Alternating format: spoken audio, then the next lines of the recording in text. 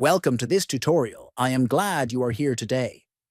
In this video, we are going to learn how to change the country setting inside the Puma API.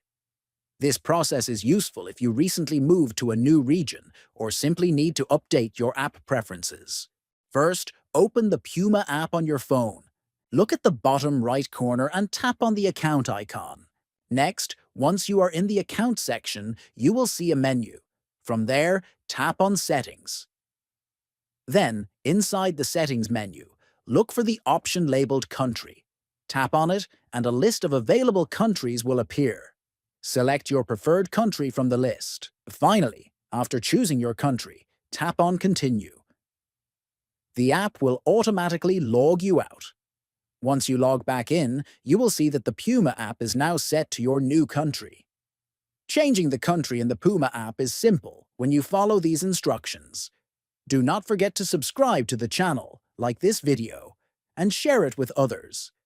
Thank you for watching, and see you in the next tutorial.